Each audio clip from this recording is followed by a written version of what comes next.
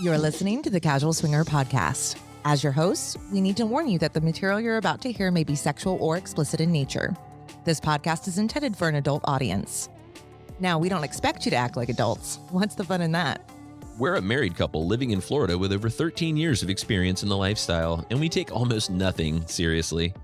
Casual Swinger is a variety show, meaning we'll cover everything from music to events, travel, and even the occasional hilarious screw-up. Our show is about entertainment. We're not licensed professionals. At anything. And our stories, commentary, and guidance should not be confused with the opinions of a licensed professional. Now that you know, let's take those pants off and get comfy.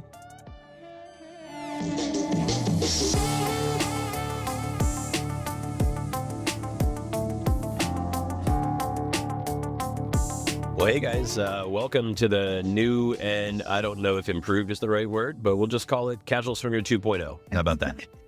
Yeah, it's been long enough. I think the redo, the redux. Yeah, right. Part 2.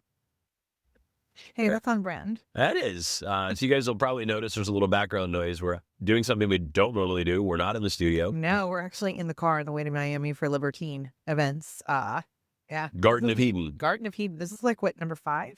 Yeah, we've done a bunch of Kate's stuff, and we love her events. They're some of our favorite events anywhere.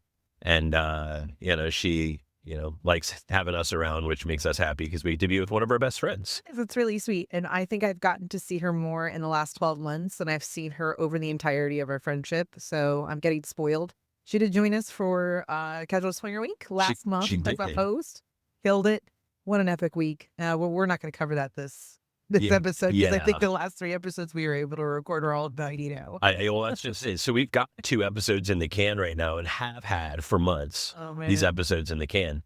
And I felt like if we release them, it would literally be like 5 episodes in a row that are about Hedon. People are going to think we don't do anything else. So we just kind of sat on them. Yeah. And of course, it's been forever. So we're going to do a little something different here today. We're going to kind of go against convention. Normally what we do is we do like a 10-15 minute intro, then we talk about whatever we're going to talk about, and then we close it out with like a whiskey of the month or whatever. So we've figured out that sticking to convention is probably part of why we haven't podcasted in almost a year. So we're going to shake shit up a little bit, and we're not going to hold ourselves to some of the crazy standards we've held ourselves to. And just kind of be here with you guys and just kind of talk for an hour and see how it goes. You might hate it. Yeah. We might hate it. You might hate it. Who knows? I feel like we kind of need to like fast forward through the last 12 months and just kind of so we can go from there, if that makes sense. Like, a lot has happened, I think, though, right? Oh, yeah. A lot has happened. That's putting it fucking mind. Right. The last over, we lost a dog. And then before the end of the year, we lost another dog. So we're down to 1 dog. Yeah. Which is really heartbreaking. 2 out of the 3 casual dog are no longer with us. But of course, we have 1 casual dog remaining, and she is about 2,000 years old. So she's the most casual dog we've ever had. We might change her name to Methuselah, the Roddy. Yeah, she's a turtle. She just lays around. What else has happened? Well, she farts a lot. I don't know. We can cover that. But... In her life. Oh, her lives. Oh my God. Everything under the yellow sun has happened. You DJ'd in Toronto, which, by the way, we're going back. Oh yeah, that's right. You DJ'd. We never. I don't even know what we have talked about and haven't talked about. But yeah, so I DJ'd at X Club in Toronto for Halloween, which was absolutely incredible. It's hands down one of my favorite clubs anywhere, if not my favorite club anywhere. The owner's amazing. The staff was amazing. And the other guys were amazing. The other DJs were amazing to me. The house DJ was great. Ty, who DJs for LLV, was great to me. I love it. Yeah, we're coming back for their anniversary party, Star Stripes and Maple Leaf. So if you're in the Toronto area or would like to be, please join us at X Club. That is June 13th and 14th. That is right. And that is going to be a really good time. Now, if all goes well, that's also going to be the grand opening of their new pool at X Club. And it's one of the 2 days of summer in Toronto. So you guys are more than welcome to come up and check it out with us and not freeze to death for a change. I'm just really glad it's not going to be cold. It was chilly when we were there in October, even though it was beautiful. Yeah. And somehow we still ended up naked in a pool in Toronto. You guys did. I wore my towel like a cape of protection because I am a true Floridian. Yeah, that was a really good time. We had fun there. Oh man, we had a Labor Day party. Oh yeah, the Labor Day party was insane. I mean, that was so much fun. So first really, really big lifestyle house party that we threw.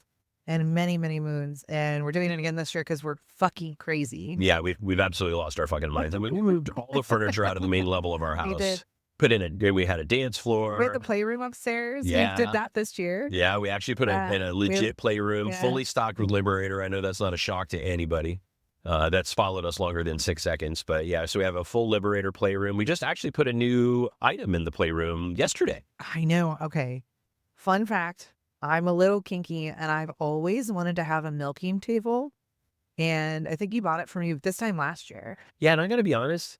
When you told me you wanted a milking table, I was like, I don't even know what the fuck this is. So I had to go look at it. And of course, it's not one of those things that I can get through my normal channels, through what was formerly known as Casual Toys. Yeah, it had to be built or something, right? Yeah, it had to be made. So I found this guy on Etsy, ironically enough, and now he doesn't even have an Etsy shop. He has his own website on Shopify. His name is Dark Matter 69. So Dark Matter 69 made this milking table, and he makes all kinds of other BDSM and bondage type shit too. But this thing is beefy. Like, I put it together yesterday, and I thought it was going to be like this quick little, I'm going to throw it together, and maybe I'll get a blowjob out of the deal. This sounds like a fucking plan. Maybe. So I spent like an hour and a half putting this thing together. I'm sweating like a whore in church by the time I get it all together because, hey, as it turns out, he sends instructions via email with your receipt of purchase, which was so far before I went to put it together. I just assumed there were no instructions, and I had to figure it out myself. Oh my God, you're hilarious. Well, you did a great job. It's solid. I love the little like peek holes. I think it's going to be a lot of fun to play with. Unfortunately, we ran out of time. I went up there, looked at it. You ended up eating me out. Yeah, I was going to say, you're pussy eating, and they didn't even lay on the table. Well, I know, I'm an idiot. I thought about sitting on it and like my pussy through the hole. Oh, that would have been hot. Like, we have a queening chair too we haven't used, but I think I want to get you a better one because that one just looks dangerous to me. Yeah, it looks like it might hurt my butt. Yeah, right. Well, okay, so for people that don't understand what a milking table is, if you can imagine for a second a massage table, right? So your standard, like run-of-the-mill massage table, except instead of having your face hanging off the edge, there's a hole where your junk goes. Well, there's a hole where your face goes too that you can also sit on. Oh, yeah, there's that too. Yeah. Yeah. Oh, I think it's also so you can see maybe like your partner down below see who's doing what to you. I don't know. I've noticed there's a lot of variations to what you can do. Well, I didn't know shit about this. I still don't know shit about it. I didn't know what it was. I had to look it up. Then I'm like, okay, I'm going to buy it for it. I put it together. That was hard, but well, kind of. It was pretty self-explanatory. But then once I got it all together, I'm like, all right, this sounds like a really great idea. And you looked at me and you're like, you're sweaty. Some other time. Oh, damn. But we have a milking table, and if you don't know what a queening chair is basically a chair that holds a girl up high enough that you can lay underneath her and she can sit on your face without crushing your skull. Yeah. They tend to be like 6 to 8 inches off the ground. Mm-hmm. Yeah. And so interestingly enough, the one that we have actually has this attachment for it so you can put a suction cup dildo on it and bounce on it, I guess. But it's also for sitting on your partner's face. I mean, suppose you might be able to use it for riding if maybe, that sort of thing. Okay, cool beans. I don't know. We've got some pretty cool shit in there now. We do. We need to use it. Triple X flag from Amsterdam. Hey, Mickey got a tattoo. Yeah. Oh, yeah. We got tattoos. We got kind of matching tattoos. We went to Amsterdam. Yeah. And hung out with Kate. Again, I've seen her like a million times this year, which is fucking wonderful. Yeah, it's pretty incredible. That's probably one of my favorite trips I've ever been on. Oh, Amsterdam was so much fun. So and I would go back. Utrecht is a beautiful city. All of it was amazing. Yeah. I was really hoping to get back there this fall so we could do that in like maybe Belgium and Germany, but I don't know. Well, I want to point out something too, just about what an amazing human Kate and Daryl are. They're actually two amazing humans if you don't know them. And they came to see us for Christmas. Yeah, they came and hung out with us for Christmas, which was amazing. But when we got to Utrecht and we walked into their house, which if you've never seen Dutch architecture, it's just kind of crazy, right? It's very efficient. They try to maximize the space and make sense of it. Well, and it's very vertical. Yeah. Like the stairs are just straight the fuck up and down. Yes. Terrifying. So they're very narrow and very tall. Oh yeah. So and their houses they're like ladders. Yeah. So they gave up their bedroom because they were afraid he would fall down the stairs. So they were pretty much like, all right, Mickey's luck is so shitty that he's probably going to fall to his death if we send him all the way to the top. You're the Charlie Browniest of the Charlie Browns. I am the Charlie Browniest. But they gave up their master bedroom to us when we came to visit. I'm like, who does that? What amazing humans. They're so good. I love them to pieces. They're fantastic. Loved hanging out with them. Loved having them over for Christmas. I would say in the 9 months that we took off from doing Casual Swinger, which really was not intentional, by the way. I'm going to say that like 10 times during the course of this episode, but I think we saw Jay and Angie quite a few times. Yeah, we had Friendsgiving. Yeah. Oh, yeah. Scott and April. That's and, right. Dave and Andy. Dave and Andy. Uh-huh. Mhm. And so we saw Scott and April a bunch, and we saw Kate and Daryl a bunch. Yeah, I think kind of insulated and just kind of drew our inner circle in. Maybe we kind of needed that this year with everything that's gone on. I think how busy we've been. I think so, and that kind of brings us to the thing that kind of pushed us into our quarter, which was, we broke up with our couple this year. Yeah. And I think everybody's kind of got, especially as you mature in the lifestyle, you kind of grow out of that hurry up and fuck, go to a swinger club, find somebody that you can tolerate and jump in bed with them within 4 hours because that's all the time that you have. That's kind of the swinger club mentality. And I think as you evolve in the lifestyle, you start to pick up a desire to have something a little more, I'm not going to say permanent, but a little more consistent. Yeah, and a little deeper, like, instead of having all this breadth, have more depth to the relationship that you have. Real connections, like ones that mean something. And we had that. We had a really, really, really strong connection with this couple. And, for lack of a better term, I've used this term before, poly-light. I think that's probably a great way to put it. We definitely had, a connection with these guys. And it came to a point where it wasn't working. Yeah, it just wasn't. There were things that were just not aligning or working for the group as a whole, and that matters. The individualities matters, and the group as a whole matters, right? Well, and they live pretty far away, so and they have busy schedules too. Oh my gosh, and our schedules were it's so hard to line up, and like just I don't want to say the ethos changed, like what we wanted to get, but I think part of us changed and what we needed or wanted out of the relationship. Because the last thing I want to do is blame that. Like, I don't think they did anything wrong. Not a bit. Per se. But at the same time, like, we're growing or moving in a certain direction. We can't expect somebody to fall in line and support that or subscribe to it if it doesn't match their needs. No. Yeah. And I think something that we didn't necessarily prepare ourselves for, number one, was how much impact it would have on us separating from that individually and together. Gosh. And I think that was reflective in us just kind of like pulling away from all lifestyle things completely. Like, I mean, we haven't played since, with it. Well, also, I had this conversation, and I'm okay calling myself out a little bit on this one. I think because of that connection we had with, our couple, I wasn't as open to opportunity as I probably could have been or thought I was.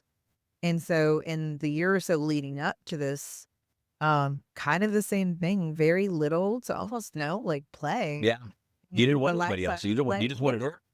You wanted him or nobody. And my person kind of, like it was comfortable. It was fun. I was safe. Like it. And then when you start dating and you don't have those things and you're just like, meh. Like, you just don't want to put in the effort almost. And I didn't realize I was doing that. I actually feel really bad because hindsight now being 2020, it's very obvious that I was just leaning into that safety of what I knew and what I liked. Yeah. I mean, I could see that. And I think to an extent I did it too. Sure. I mean, I think we both did. Sure. It's and it was one of those things, like if if they were with us around anyone else, which wasn't very often, it was like no one had to say anything. Everyone in that room knew exactly what that relationship dynamic was. Oh, instantly, like at our party or what? Oh my God, yeah, your like birthday party. Yeah, that's a good example. Everybody knew exactly what was up. Well, probably because, you were bent over the bar, but I did get fucked behind our bar during the party. You did get fucked during our party.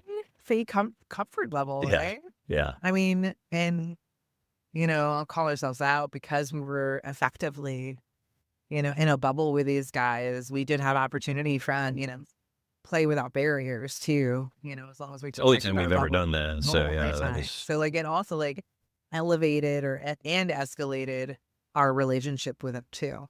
I mean, we were exclusive with him, and I think the biggest thing that we had was just trust. Yeah. There was a lot that could go unsaid because it didn't need to be. And I think one of the hardest things to do in the lifestyle, I mean, we've done episodes on it, right? The no paradox, where we talked about saying no and what a favor no is.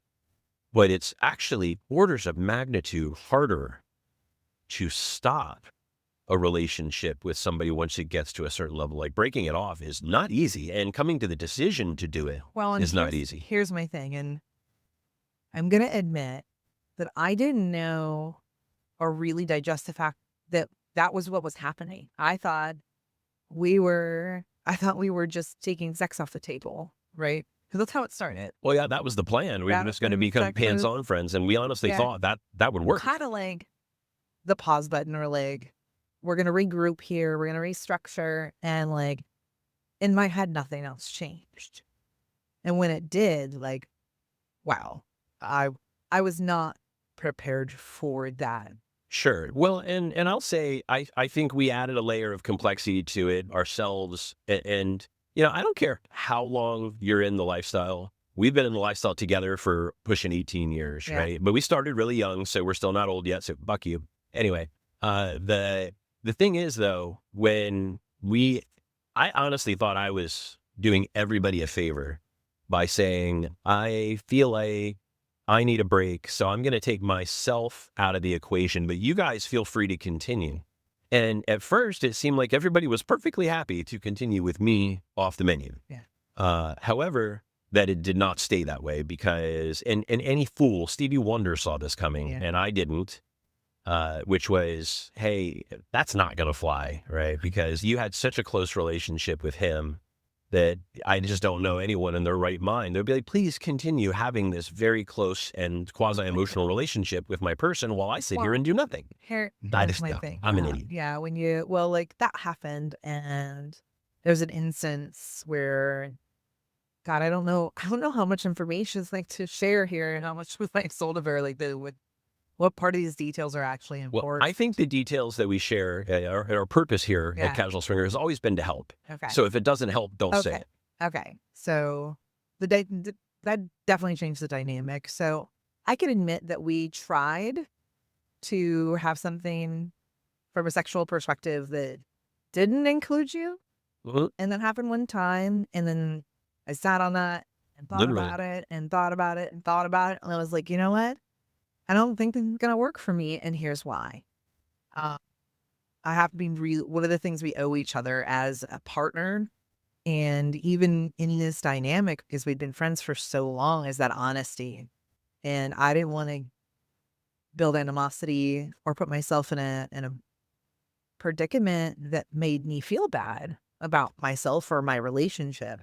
And I just didn't think that sustaining something that would require like this triad, I guess, kind of dynamic that was developing. Sure. Instead of like the individual dynamic, because we've always had like a group dynamic and then individual dynamics. Like everyone was independently friends with each other. Yeah. And then we had the group thing, like the unit. And it just changed to like a unit perspective where there wasn't the individualized attention.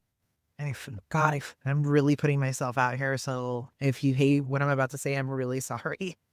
But I just, in my head, I'm like, man, I don't think I can consolidate that because that's making me more of a toy or a thing or a novelty than a person. And well, it literally made it about the thing that the relationship was never truly about. At least that's what we all said. Yeah, this isn't about sex. And then it very much became, if sex isn't on the table, then this doesn't need to happen at all. Yeah, which I was perfectly fine with. I was like, you know what? I'd rather spare the friendship. Let's take sex off the table completely. And because that's just not something. Because first of all, I'm not going to look at another woman and be like, let me date your husband. Sure. That's not fucking cool. That just seems outrageous. If she came to me with the idea, totally different. Yeah. Absolutely it was a lot different. to ask, I think. Yeah. And I would never. And I even called that out. Like, I just don't see that being okay. I don't see myself being okay with it. Oh, I can't. No, you'd probably stab me right in the eyeball. But no, like, or hurt me. I would always feel like she acquiesced to make him happy or to make me happy. Like, I don't think that would have been a good situation. Yeah. But what surprised me is taking sex off the table completely basically took everything away. I was a little surprised by that as well. I honestly thought that at a minimum, we would all still find ways to hang, and we haven't seen him since. Yeah, and like I really don't talk. We'll get like random messages as it's appropriate on the calendar, like a holiday or something. Yeah. But it's so sanitized. Yeah, it is. I almost feel like I want to scream like, can you just tell me what I did wrong?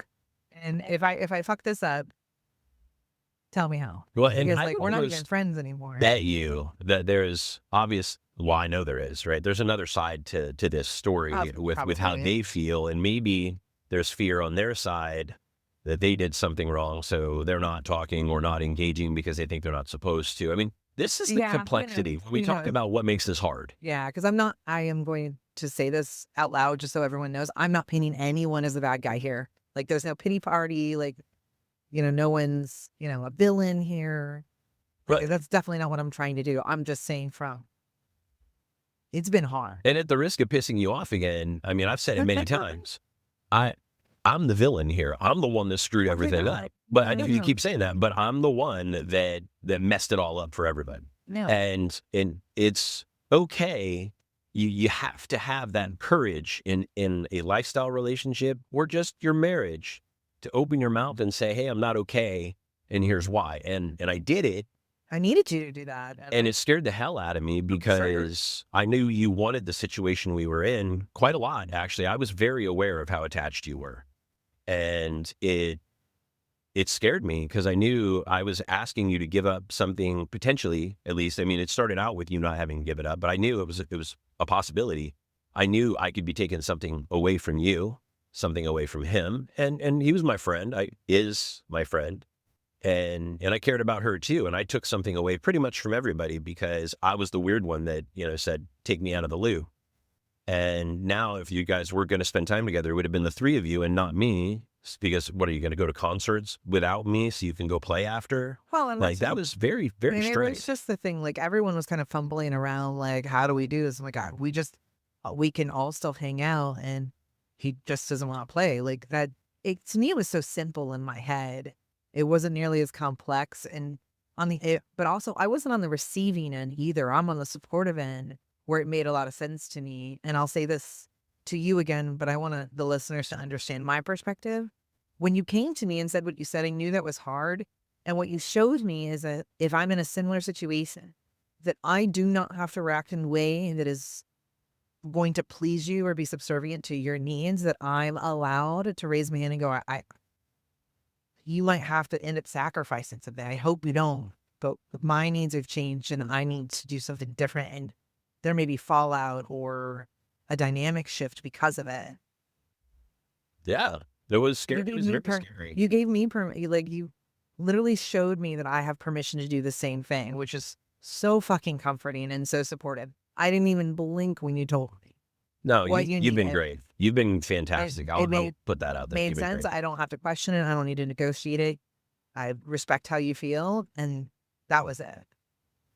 It's definitely, you know what, and I'm not going to lie, there's days when it's still a struggle, right? I mean, they were pretty much the other people we talked to on a regular basis. As a matter of fact, you and I talked about this the other day, that I've been kind of down because I have always had, in my entire life, at least a or multiple female friends in my life. And because of our work schedule and our travel and really not being around to make friends close to where we live and everybody else being busy, I really don't have any right now. I really don't have anyone else in my life that I'm friends with.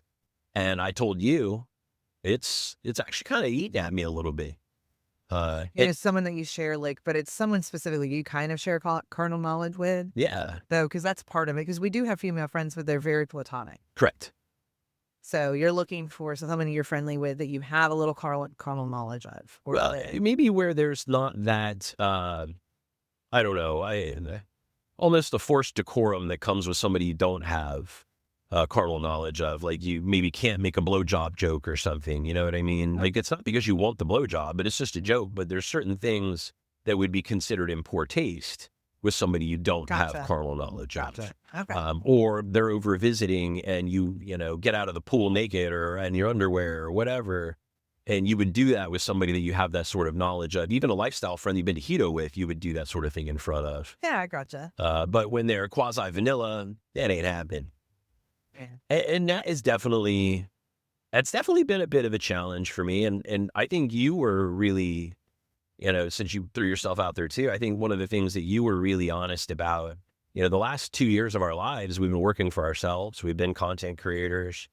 And I went from being out in front in my corporate life and kind of being, the P.T. Barnum for a major corporation to standing behind you. And it wasn't the money that actually ate away at my sense of self-worth. It was not feeling good at anything because no one knew I did anything, because everything, as far as everybody knows, it was you. And that's fine. You're amazing and you're beautiful and you work your ass off and you're built like a brick shit house. My God, your body's amazing right now. But I think mentally, I just felt like a little bit of a loser. Like I wasn't doing anything. And you called that out. You were like, maybe you need this. So I'm back working in IT again, which is cool. Yeah, that was unexpected. But I think because you need that, I keep calling it rewards based. I'm sure there's a better like phrase or name for it, like in therapy or psychology. But I think you need that kind of affirmation and feedback and completion. The thing about what I do right now, it's secular. There's no end. So there's no completing the task. There's just more tasks to do after that task is done. So you never get the dopamine hit from a job completed. Yeah. So yeah, it's never over. It's never never ends. over. It is Groundhog Day every single day. Every single day. Which for me, who lives in structure, who eats the same food every day, I'm like, my tism shows and I'm like, this is it. I could do this forever. My day is the same every day. Yeah. Yeah, until your cheese moves and then it's... My cheese moved, yeah. Well, to your point, you're saying that you're missing that, kind of person or persons in your life that you can have that dialogue with. Well, turns out I put a lot of my eggs in one basket for that one. When we took sex off the table and even at a platonic level, they pulled back. And, obviously out of respect, I didn't want to like do anything. But I had a moment that was a little bit like WTF, because now everything, if there's conversation, it's hyper sanitized and very, very infrequent. And I really fucked up my head a little bit because now my friend, who I talk to pretty much every day, is gone. Yeah. The sense of, affirmation, self-worth, praise, or whatever it was I was getting, whatever was filling my cup in that relationship from that perspective, now that's gone. Well, and as your partner, I saw you going through this grief, like an actual grieving stage. And so I'm going to be brutally honest and say that initially I was like, what the fuck? Like, what are you grieving over? And then, the sliver of empathy that I possess was like... Just a sliver? Yeah. It's like, okay, wait a minute. You need to put yourself in her shoes for a minute. And what I realized after maybe, I don't know, the third or fourth time that you and I had, we're going to bed, maybe we've had one or two to drinks, and you let your guard down and just start talking openly. And like 4 times in a row, it was about him.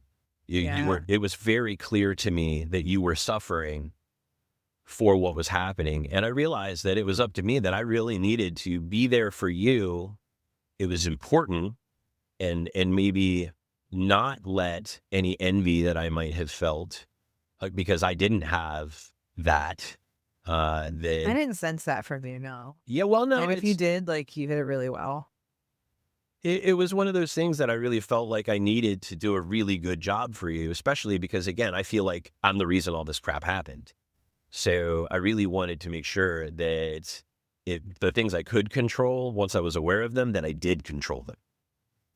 And, in situations like this, the reason we're talking about this, guys, is it happens. You get attached, and then that breakup happens, and there's no good way. We cannot sit here as a podcast that's not an expert at anything and has no right to call themselves an expert at anything. Trust us.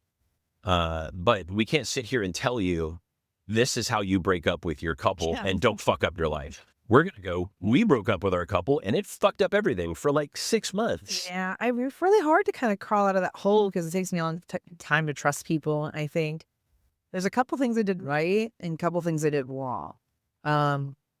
One of the things I did right is because I've learned a lot about myself. Thank you, therapy. Is that if I don't say it out loud, if I let it live in my head, but if I say it out loud and there's a representative or a witness to it, I can't unfuck that narrative. That narrative now is real and it exists. And there was a moment him and I had a quick video call just to kind of like level set and make sure like everyone was okay after like sex was taken off the table.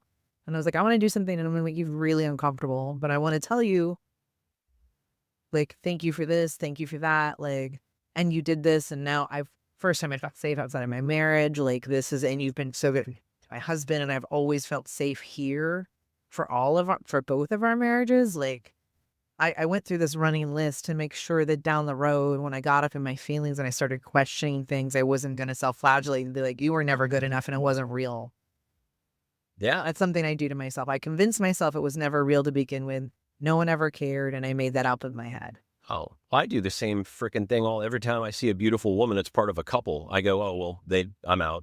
Yeah, I make my mind up for them, but I'll do it after the fact. You do it before, I do it after. Yeah. After someone has showed me something, if it ends badly or it doesn't have the outcome or whatnot, like I have this really fucked up narrative that I just convinced myself like I was an idiot, worthless, and it didn't actually happen. They didn't mean that, which is stupid because they said they did, and I have to take their word for it. Yeah.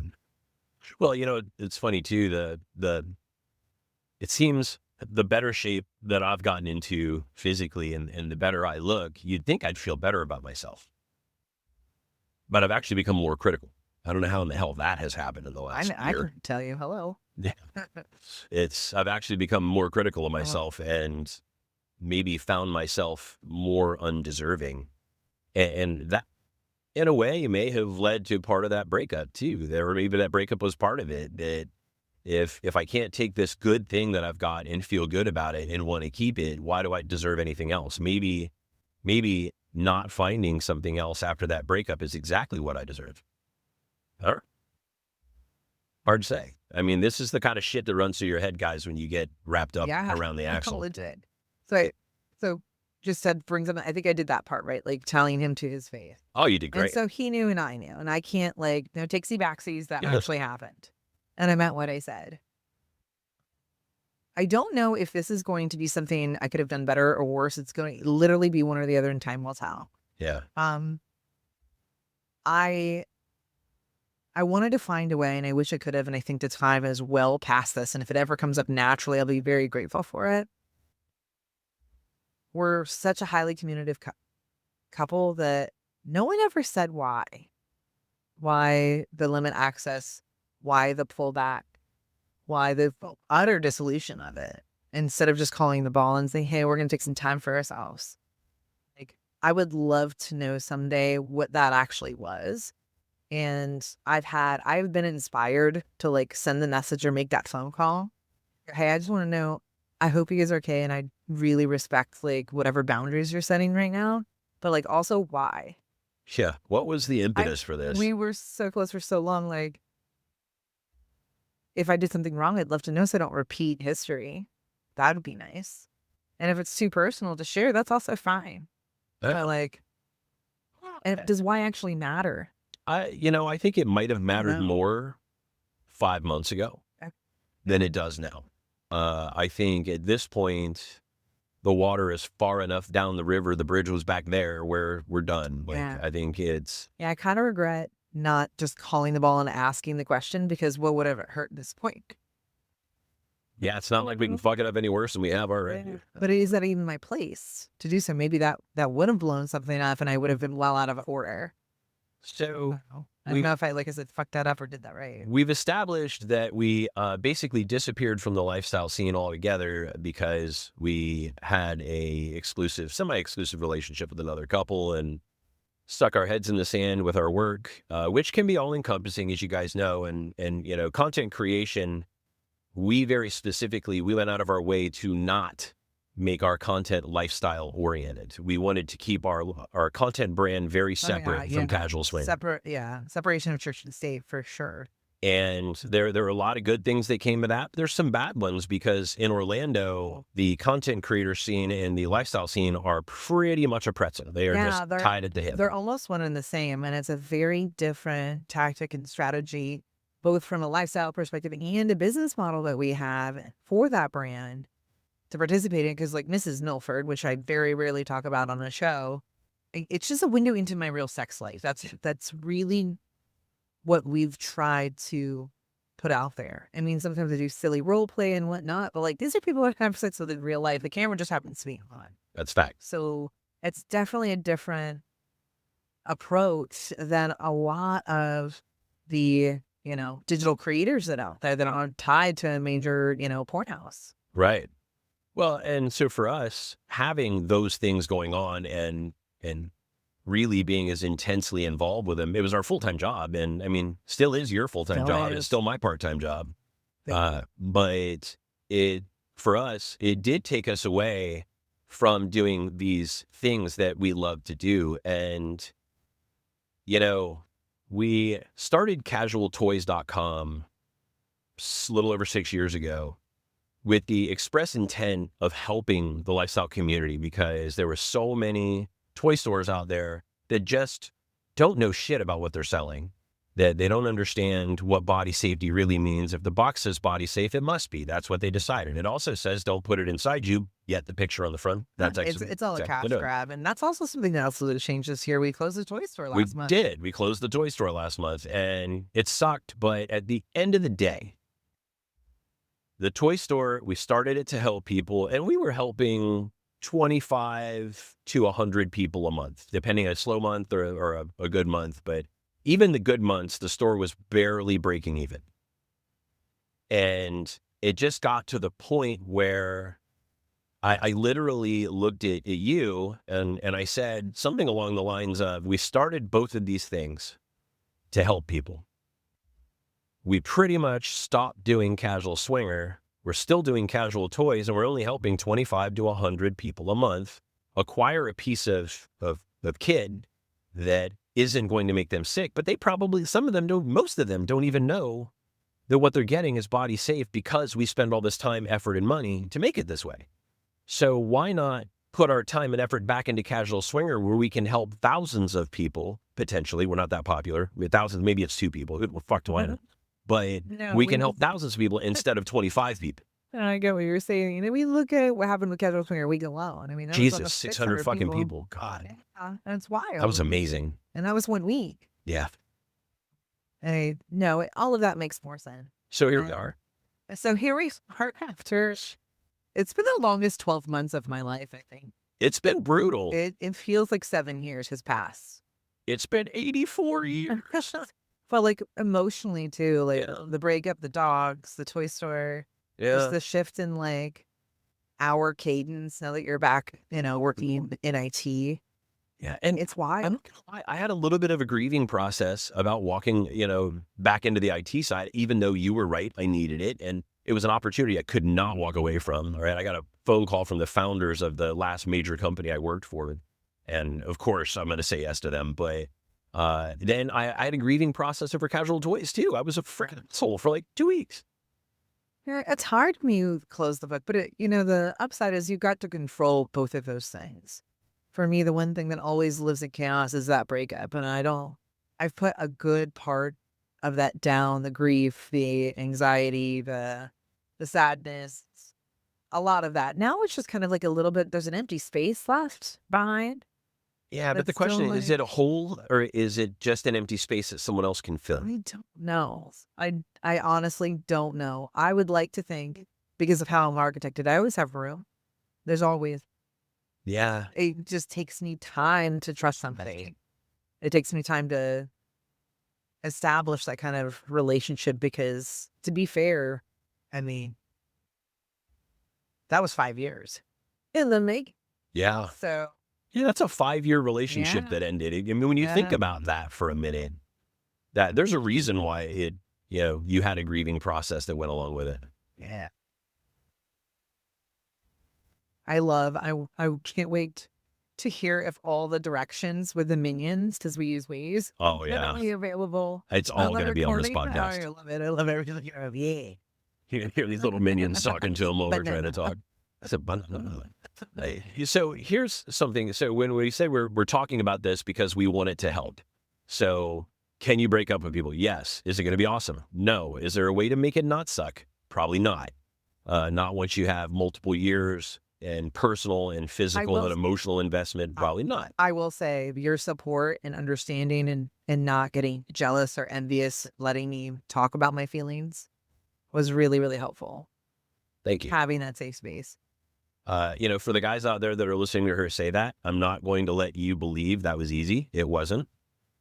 There were times I wanted to lash out. There were times I wanted to say something along the lines of, why the fuck are we talking about this again?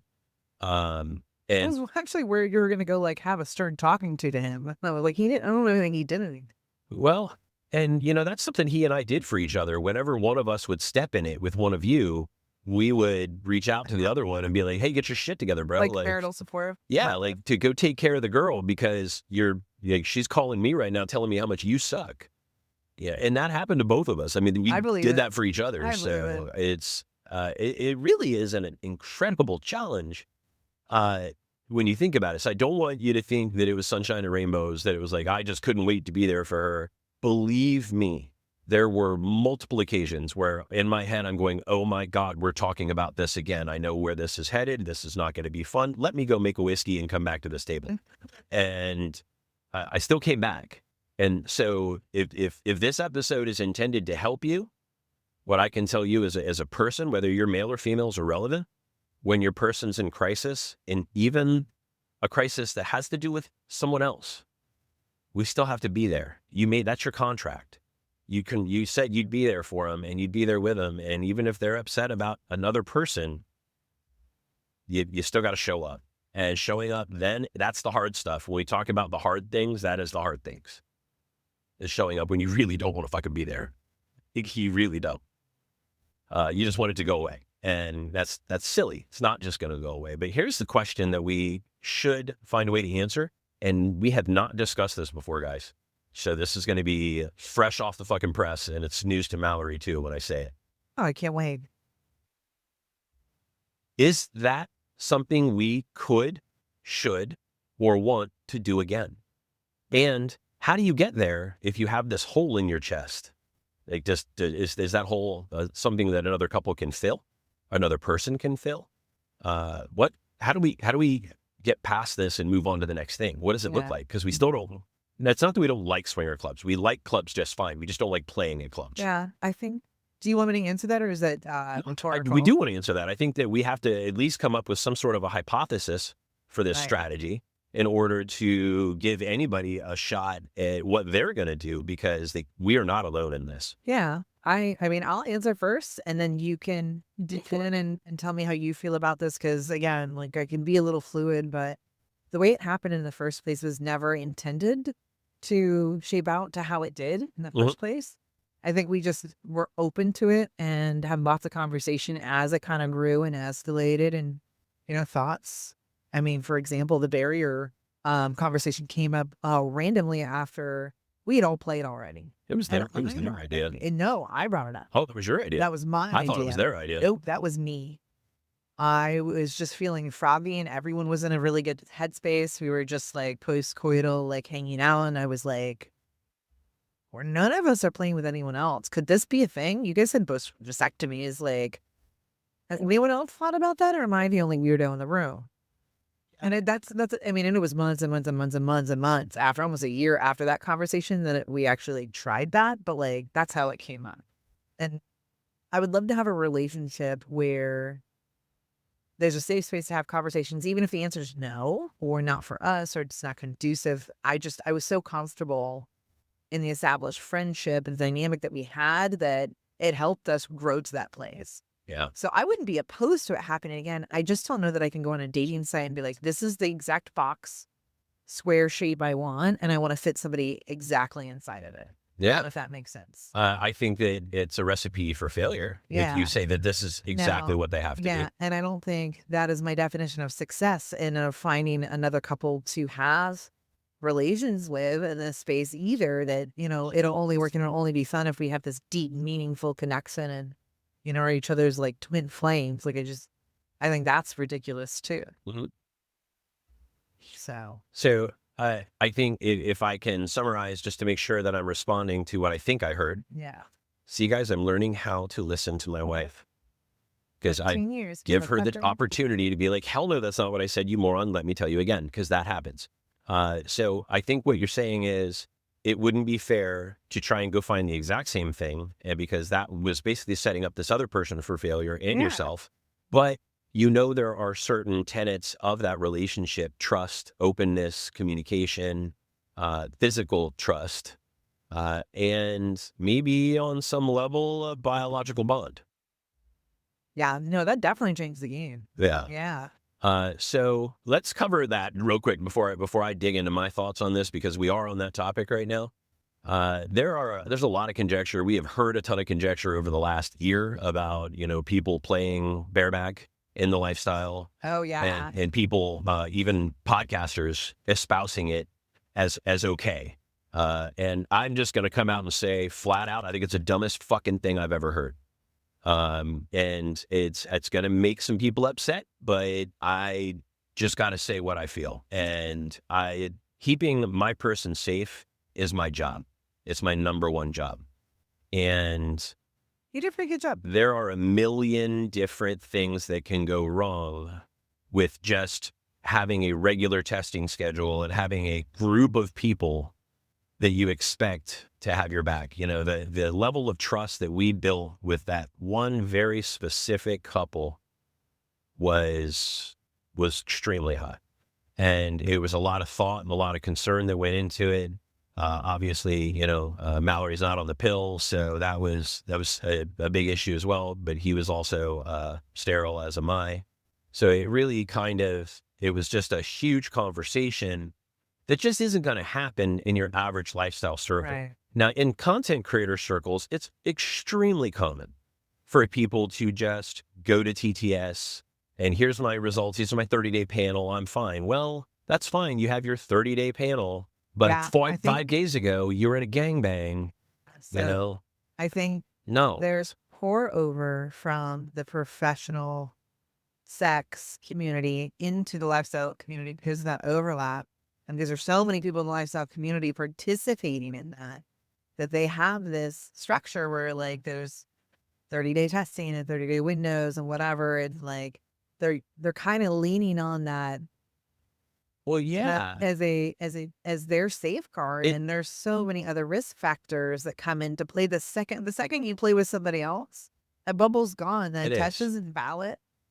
And TTS doesn't test for herpes. No, it doesn't. So if you don't know how to visually inspect, you could be putting yourself at an enormous risk. They also don't test for mycoplasma genitalia or 15 other things. Yeah, there's a bunch of stuff, and if it matters to you, you want to know what you want informed consent. That's something else. And I have no problem. Someone shows me a test and it's been, 2 weeks, and I'm like, I don't even feel comfortable taking your word for it. Like, it's just not something I'm comfortable with. And it's not saying that they're a bad person, that they have anything. It's just, that's my bubble. That's my safe space. Yeah. And that's where I'm comfortable. So if you're listening to podcasts, you're probably trying to gain a benefit from people that have been here before you, from people that have experience, from people that have long-term relationships, that are lifestyle, that have been successful.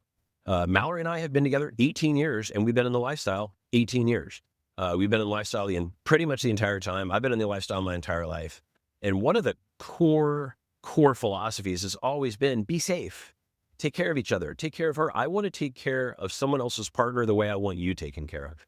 So that is something that is just, you got to be extremely, extremely careful with it, because you just simply do not know. Right. And I think content creators have actually made it harder for lifestyle people because, we're not even talking about the emotional impacts of, let's say, group play, where one of the couples is not a content creator, not used to playing without barriers and content and testing every week. And all of a sudden, everyone around them is playing with no condom, and they're looked at like, what? We're all safe. It's fine. The delta. You could literally make somebody run away from the lifestyle forever. Yeah, and there's definitely a delta in like those conversations. Want to let go, and like I said, there's pour over. But even in like the safest circumstances, and the integrity of your bubble is locked in, that's still not 100% efficacy. No, it's not. And I'm never going to blame anyone for contracting an STI. Never. And even in the safest conditions, all the preventative care, it could happen. It could still happen. What we're emphasizing is the false like safety net of intermittent testing or frequent testing, that somehow that safeguards you at a higher level or at the same level. And it's a fallacy. That's not true. 100%. So when I said what I said at the beginning, which is, I think that's fucking stupid, I meant it. Yeah. It doesn't mean I think anybody that has either made that mistake or maybe they don't think it's a mistake. I don't think they're stupid. I disagree with them. But I'm telling you, if you want my opinion on it, bareback in the lifestyle, bad plan. Now, there's also some emotional stuff that comes along with it. If you're not prepared for the emotional attachment that comes from fluid bonding, it can and does happen. We've seen it. We've been a part of it. It's definitely a thing. So do be aware that the dangers of fluid bonding are, and we could probably do a whole fucking episode on this. Maybe we will sometime, but I don't think it's a big enough deal to, cover a whole episode. But I do think I need to pull in my cum guzzling gutter sluts to chime in. Yeah, right. We need all the gutter sluts. But anyway, I'm going to get back to this other thing because I don't know that tangent you just mentioned, bio bonding, and I'm like, okay, wait a minute. I think I'm going to say something about that. Yeah, we have to get back to your opinion. So how do we go forward if we had this relationship that had all these features, we'll call them, but it had this depth? Yeah. And is it gonna feel like buying like a Hyundai compact car after you grow a Mercedes SUV? I don't know. I think one of the bigger challenges that we've had as we've moved out of this, first of all, our profiles on the dating sites, which is pretty much the only way we can meet people because of how much often we travel and that's true. Things like that. But I think because no booty on duty. No booty on duty does not do us any favors. Stupid rule. But I think that our online profile, with the amount of experience that it shows that we have and all the things that we're into, I think sometimes it can be a little intimidating to newer couples because they think we're like super swingers or something. They don't realize how fucking terrible at it we are. And that we're not super swingers. We've just messed up a lot. I'm down for revamping and simplifying our profile. I think we need to. I think it's a little less overwhelming too. Yeah, that's true. I think you're right. Maybe we have like 300 pictures. We should probably take some of them down. Yeah, there's so much content on there. So to that end, do I think it's possible to recapture the pieces of that relationship that were important to us? Yes, we just can't be in a rush to do it because just remain open to it. Maybe? Yeah.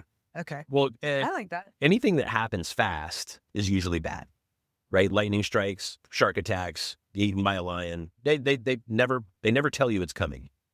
Just it's over. Tornadoes, take your pick. I got all kinds of bad shit that happens quickly.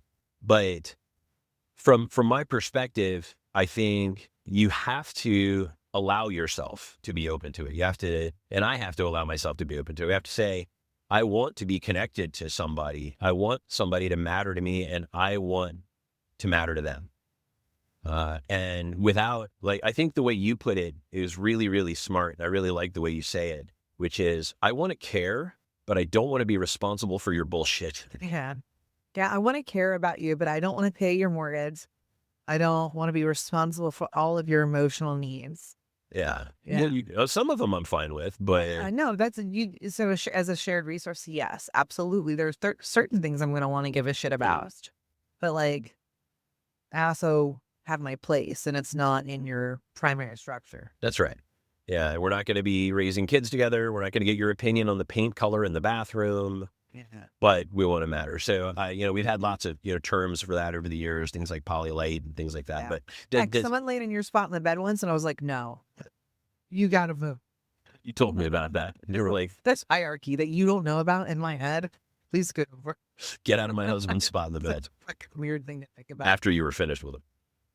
Well, yeah, he wasn't laying there. Everyone was chilling before. I mean, we had shit to do.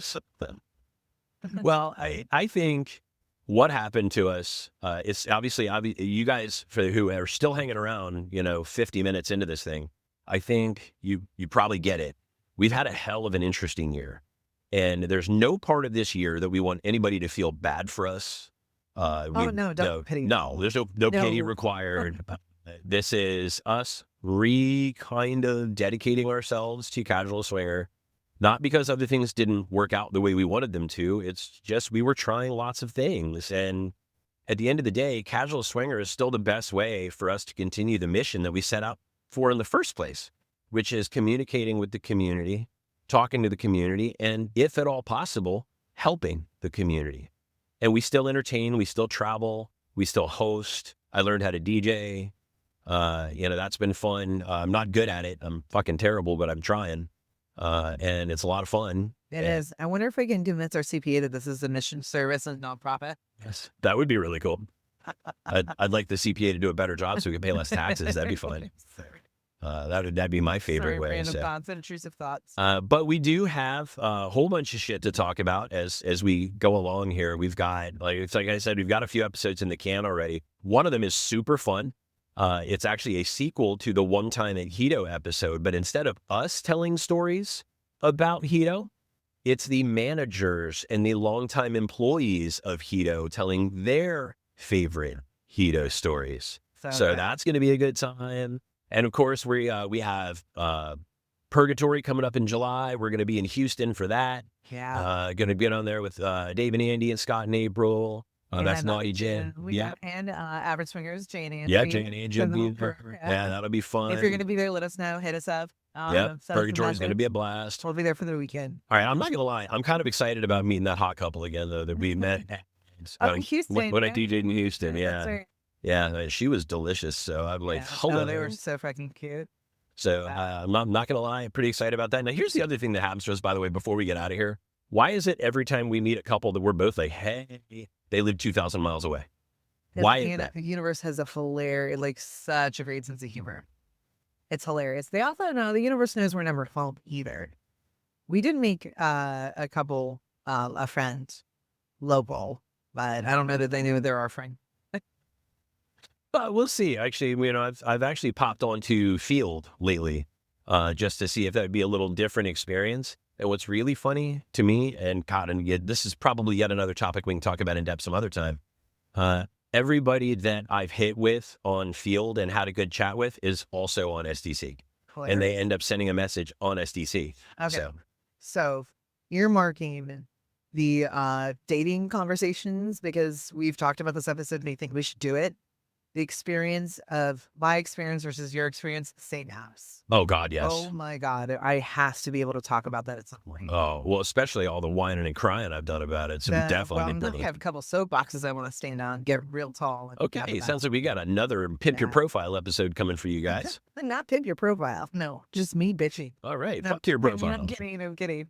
No, I've made some observations that I think might be very helpful for single females, single males, and couples. Yeah. Well, guys, this has been fun. It's been roughly an hour, a little less than an hour, maybe. But sitting here eating my Chick-fil-A. Yeah, just kind of sitting here nibbling on Chick-fil-A and riding down the road on our way to Miami to Libertine Events Garden of Hedon. We're going to be down there all week. Can't wait to party with Kate. We got Rock and Ronnie coming in. Rock and Ronnie is doing the AV for this event. We got DJ B Smooth joining me on the wheels and MCing. So this is going to be a good time for everybody. These guys don't even know what they're getting into yet. And if you're interested in attending other Libertine events, she has several throughout the year. So go to LibertineEvents.com. LibertineEvents.com. You can see San Antonio is coming up in October of next year. That's going to be a good event. That one's a lot of fun. And of course, some other new stuff. This is the last time in Miami Beach, so we'll find out what she's going to do in this part of the United States sometime later this year. Yeah, probably. last change. And don't forget, if you are free, middle of June, Father's Day weekend, we will be in Toronto for Stars, Stripes, and Maple Leaves at the X Club. That's right. And booking for Casual Swinger Week 2026 is open. You can call the resort, you can email the resort, or if you wait a little longer, you can book online. Yeah, that's reservations at hedonism.com. That's right. You can send a reservation at hedonism.com, or you can just hit up casualswinger.com and keep your eyes there when it opens up. Yeah, the dates online. are... Sorry? Yeah. The dates are March 7th. Wait, March 21st to the 28th. No, it's not. Yeah. It's the 14th through the 21st. It's March 14th through the 21st because it's over... Oh, it's over St. Patrick's Day. Yeah. He's back. He's with me now. All right. You can delete the wrong date. I don't care. Look, people know I'm an idiot. This is not a show. Casual Swim Week 26 is the 14th to the 21st of March. And like he said, you can call. Yep, that is a full takeover, by the way. So there will, in here, just real quick, because we're going to get out of here. But you guys, make sure you book directly with Hedon. There's no other way to book. You can't book through your travel agent. You can't call a friend. You've got to book directly through the resort. Everybody on that property is with us that week, no matter how you got there. If you walked, you swam, you crawled on your ass cheeks across the beach, don't care. You're with us if you're at Hedon, March 14th through the 21st. Yeah. 2026. And send us a message when you booked with your confirmation number. We'll get you added to the community. And just because I think this is going to be a hell of a lot of fun, and I want to see how it's going to go, because we haven't done this since Methuselah roamed the earth, since you brought her up earlier. You want to tell everybody how to find us? Are we still out there? Can people still find us? I think we're still on X, Twitter, Instagram, YouTube. We're also on SDCSLS. And Cassie, maybe? And that's everything. Yeah, I think it's probably most of it. And of course, we're out there too. But yeah, we're all over the place, guys. CasualSwinger.com. Reach out, and welcome back, all of you who, if you're listening to us right now, we've got some stuff coming your way. It's going to be different, right? Because we're not in the studio all the time. We're going to commit to just kind of recording wherever we happen to be. So hopefully that's fun for you, and hopefully you still enjoy it, and we'll have some interesting stuff to say and tell you about as we go. Ladies and gentlemen, you've been listening to Casual Swinger. We'll catch you soon.